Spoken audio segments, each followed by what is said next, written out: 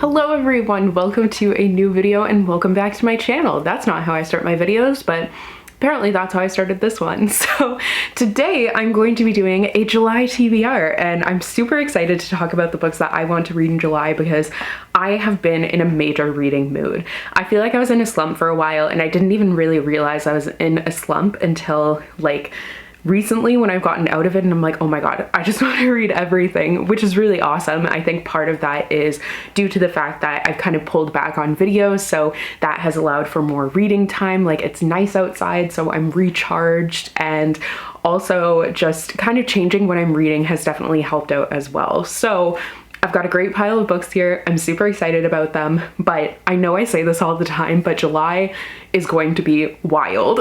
So it's going to be super, super busy, but I'm hoping that I will still be able to get a lot of reading in there. But like, really, July is going to be probably the busiest month of the year for me. I was looking at my calendar and I'm going to be home for like a week in July if I do like all the trips that I have planned. So I'm kind of trying to decide if I want to do all the trips, but we'll see. So I am going to California next week and that's really fun. So I'm excited for that and I should be able to do some reading. Sorry, my neighbor's been doing some construction things, so if you can hear that, I apologize. But then I'll be home for a little bit and then I'm going to be going to Ottawa for my sister's bridal shower, and then I'm going to be going back to Windsor for a little bit.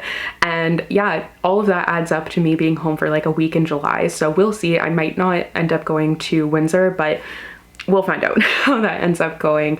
Either way, I am still going to be working with all this travel, so like I'm hoping I'll be able to squeeze everything in here. But I'm really excited about reading again, and that's really nice. It just feels very like recharged. I feel more like myself. I don't know, but definitely for the summer I've been going for the vibes. I'm absolutely just like going on a whim. Whatever I want to read in the moment is what I'm going to read, which is kind of how I always am. But these are definitely the books that have been standing out to me and that I think I have a really good chance of actually reading in July. So without further ado, let's get into it. By the way, this is iced coffee. I've been making iced coffee at home and I'm like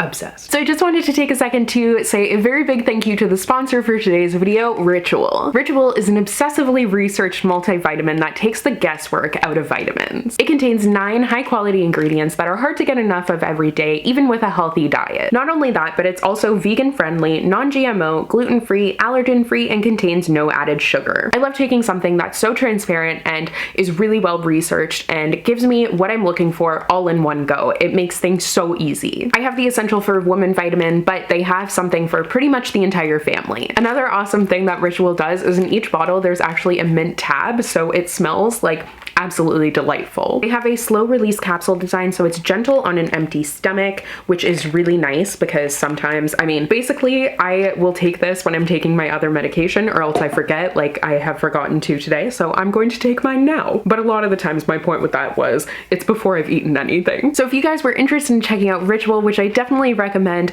you can get 20% off of your first month. So 20% off a whole month's worth of vitamins, which is really awesome if you click my link down below and use my code. So I definitely recommend it. Be sure to check out that link, and thank you so much to Ritual for sponsoring today's video. So I'll start out with the 2 books that I'm actually currently reading. So I'm currently listening to the audiobook for The Layover by Lacey Walden. I had seen this cover and like, just not scream summer to you. It screams vacation.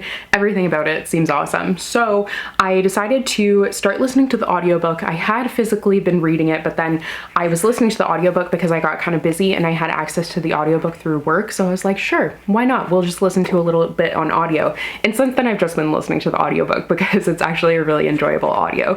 So this is about a flight attendant. She's going on like her last trip because she has been kind of flighty her whole life, if you will. She's been traveling. She obviously, I mean, being a flight attendant, she loves traveling, and she now is ready to settle down. She feels like she's at that step in her life, and she has a fiance who, I mean, I don't think she's gonna end up with in the end because they're together in the beginning, you know, and he's not really in the book, so we'll see how that ends up happening. Also, seeing as this is like an enemies to lovers story, I feel like he's not endgame for her, but her fiance wants her to stop being a flight attendant because obviously that's kind of hard to like have a family and settle down with someone one when you're kind of going all over the place all the time. So she's on her last trip, and it's like this dream trip because it has a 24-hour layover in Belize, and she is just hanging out in Belize. She's vibing and everything, and she has this enemies to lovers romance. So we'll see how things go, but I'm not very far into it so far, but I am definitely enjoying it. I'm not gonna say like I wasn't expecting to like it, but I just wasn't really sure. I haven't heard all that much about this book, and I feel like all the best romances get super hyped up. So the fact that I hadn't heard very much about this one, I just wasn't sure where I would fall in it. Also because enemies to lovers generally isn't my favorite, but this is definitely like an enemies to lovers that I do kind of enjoy. So yeah, I am really liking this one, but we'll see how I end up feeling about it in the end. And then because I've been going for kind of similar books, I try and like pepper some different ones in there because I don't want to read too much of like one genre or too much of one type of book, and then I get kind of burnt out from it, or I get two books confused because they kind of have a similar topic. I try and spread it out just a little bit. So I knew I wanted to read another summer read, so I decided to go with The Summer of Lost Letters by Hannah Reynolds, because this is a summer read. It's set in Nantucket, but it also deals with history, and the main character is discovering the history of her grandmother. She doesn't know very much about her grandmother, who has passed away since the beginning of this book, but she ends up in the very beginning of the book, she's mailed this box that has like these mysterious letters, and they're actually love letters, but it's not her grandfather, it's someone else. So she ends up going to Nantucket to try and like discover the secrets of this. So I'm definitely not very far into this one at all. Like I'm not even 100 pages into it. I have a little bit of mixed feelings so far, but I'm holding out. We'll see how I end up feeling about it, because I do think the story has a lot of potential. I love the mix of that kind of mystery and then also the history in there. Like I'm a huge history buff, so I do really love the idea of that, and I'm hoping, fingers crossed, that this one is going to end up working out for me in the end. Since we were actually talking about Lacey Walden, I have another one of her books on here that I think I might get to soon, and that is From the Jump. I'm not actually sure if this one is out yet or if it's coming out very soon. I was sent this for work and I immediately was like, yes, I do actually need to read this. So this is about a chronic yes woman who finally admits to what and who she really wants. It finally admits to what and who? Why does that sentence not actually make sense to me? A chronic yes woman finally admits to what and who she really wants in this unforgettable... I don't like that sentence. Sentence is really hard for me to compute. Is it just me? Maybe it's just me. But essentially another thing that I've kind of been going for is books where like the main character is in a transitional period. Like it's just something that's been really relatable for me lately with like having a new job, kind of like reinventing myself, if you will. I've been gravitating towards characters who are in that kind of same life phase, and that's what I think that I'm going to get from this book. So this is about a character who's really overworked. She's been dedicating herself to her job, and then she ends up actually doing like the unthinkable. She decides to start saying no. She was about to miss another vacation with her college friends, and like they would always go and she would be left behind, and obviously that's hard. So she ends up quitting her job and then going with them to South Africa, which seems really fun. I think this might be kind of a second chance romance sort of deal with like going with an old group of college friends. I'm not entirely sure though, but we shall see. Next is One Italian Summer by Rebecca Searle. So this is by the author of In 5 Years, and my sister read In 5 Years and really enjoyed it, and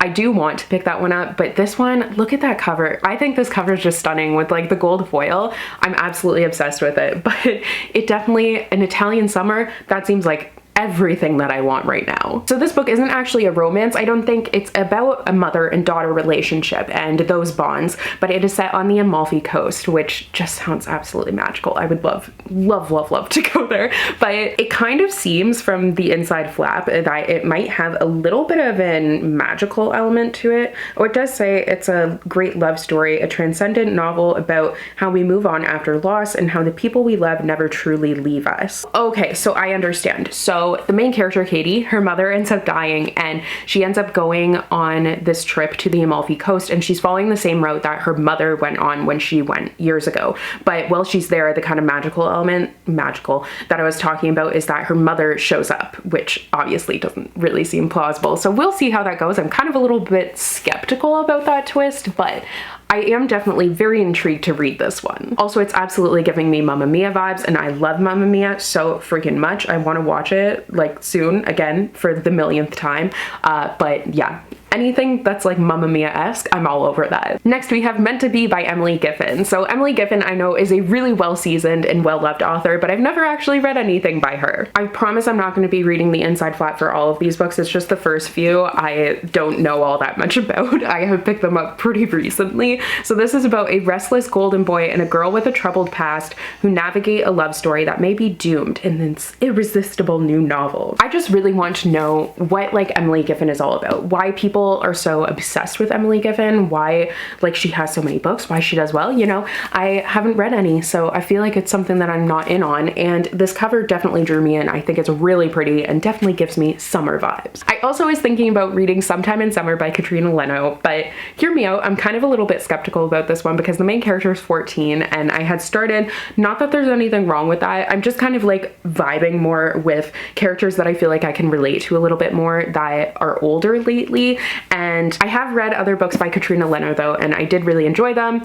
I mean, I kind of had mixed feelings about her last book, but I am willing to give this one a go. And because it's summer, you know, I feel like it's the time to read it. So this book is about luck, and bad luck in particular, which the main character feels like completely plagues her family. And then her family is going to have to sell their bookstore, which is obviously really tragic. And they end up going to this New England small town for the summer. And there's a lot of magical things that are happening there, I guess. So I feel like there's going to be some magical elements to this one, which Katrina Leno does tend to do. So we'll see. Next is Yinka, Where Is Your Husband by Lizzie Demalola Blackburn. This is a story that kind of reminds me a little bit of, I can't think of what the first book, Dial A for Aunties. It kind of reminds me a little bit of that one because it's about a character who, she's single, she has been for a really long time, and her Nigerian aunties are asking why essentially, and they want to rectify that. But of course, like, this is definitely something I've seen done before, but it's something I never get tired of. So Yinka is trying to find a date for a wedding to get her aunties off of her back and her mother off of her back, and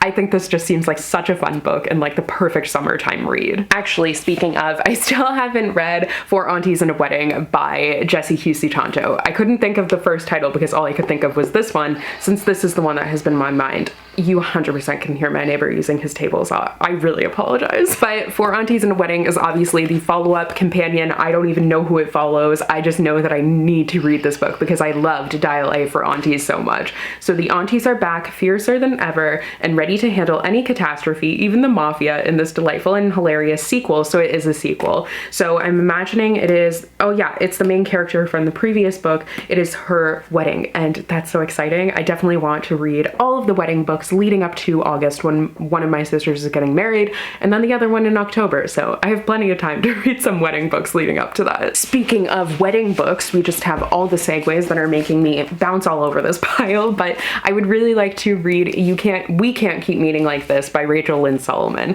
I have really enjoyed Rachel Lynn Solomon books, all of the ones that I've read in the past, even her adult ones, her young adult ones. I've liked all of them, and I've definitely like started picking up more. We Can't Keep Meeting Like This is set between two characters who, their parents, they always run into each other at weddings. They pretty much work all the same weddings because the mother or the main character is a harpist, I can never remember, and then the other one is the child of the caterer. So they're just always working the same weddings, and I believe it's kind of an enemies to lovers story between the two of them. So that just sounds like perfection. Next is The Beach Trap by Allie Brady. So I was obviously drawn to this cover. I think it's adorable and it looks perfect for summertime, and it's also blurred by Ali Hazelwood, which definitely drew me to it. That's the author of The Love Hypothesis, but this is about an inheritance and two sisters, actually half-sisters. These half-sisters also happen to be best friends, but they have been kind of torn apart, and then they have one summer to set it right. So we'll see how that ends up working out. So as I have been reading a lot of romance lately,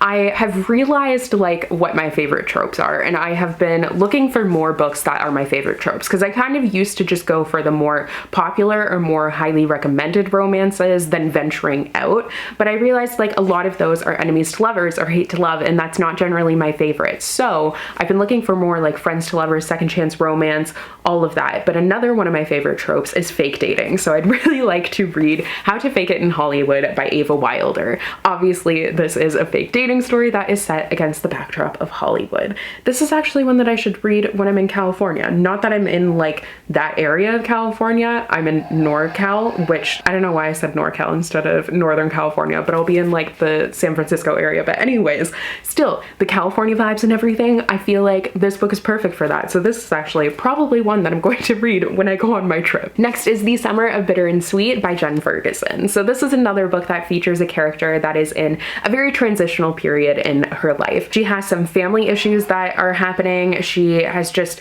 broken up with her first boyfriend. She's just going through a lot, and this is just her summer of change, like summer of a lot of things being unearthed and starting to discover herself and everything and exploring different relationships. This is the loudest table saw. I literally cannot. But yeah, I think this seems like it could be a really great summer read, and also, like I mentioned, a little bit different, not like the typical romance fun summer read, but something that has a little bit more emotion to it as well. Next is Something Wilder by Christina Lauren. I've talked about this book so much in recent TBRs because I really want to read it, but I've just been waiting for like the perfect time, which should be soon, relatively soon. So Something Wilder is the latest by Christina Lauren, and I love their books. They're like my favorite romance authors. Someone said that this one isn't so much a romance, but I mean, either way, I'm still going to enjoy it, I'm sure. So this book is about a character who there's like an ex that resurfaces, so it's kind of second chance romance, I think, and her father used to be a treasure hunter, so treasure hunting is involved. Seems interesting. We'll see. I'm honestly down to read pretty much anything by Christina Lauren, and I never read the synopsis. I just go for it because I love their writing so much. Another book that I've mentioned a lot recently is Tokyo Dreaming by Miko Jean. Nothing else to be said. I just need to read this. It's the sequel to Tokyo Ever After, which I loved so much. Such an easy, quick, fun, just light and fluffy read, perfect for the summertime. I really should have made this TBR a little bit shorter because now as I'm filming, I'm realizing I have a lot of books here, but I just have 3 left. So next book is Where the Crawdads Sing by Delia Owens. So this book is coming out as a movie soon, so definitely before the movie comes out, I would like to read it.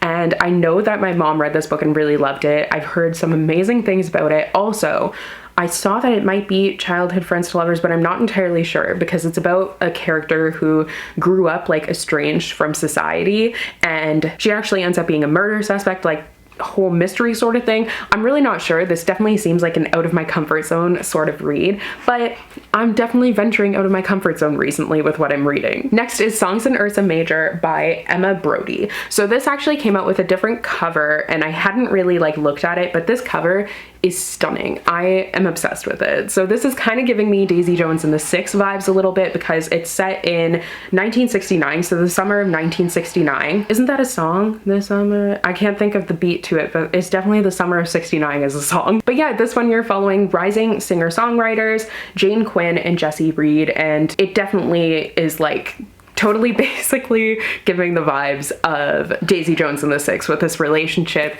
these musicians and everything, the time period. So I'm really excited for it. And finally, we have The Summer Job by Lizzie Dent. Obviously, summer is in the title, so those are the kinds of books that I've just been like gravitating towards. I just want to make sure that I read them all before the summer's over. So this is about a character who ends up essentially running away and taking over for her friend at this summer job at a hotel in the Scottish Highlands. So definitely like different, but seems really cool. Okay, so those are all of the books that I'm hoping to read in July. I feel like based on like how big my TBR piles are for the month, you can kind of tell where I'm at with reading and like if I'm feeling really excited about it, or I might be a little bit burnt out and in a slump, but I'm definitely out of that slumpy mood and I really need to film more videos today, but this table saw keeps on happening. But I'm trying to get videos done before I go to California. What a struggle. I procrastinated on this for so long. But anyways, please let me know what you would like to read in July, or if you have read any of these books, your thoughts on them. That might help me to kind of see what to prioritize. But I hope you enjoyed today's video. Thank you so much for watching, and I will see you in another one soon. Bye!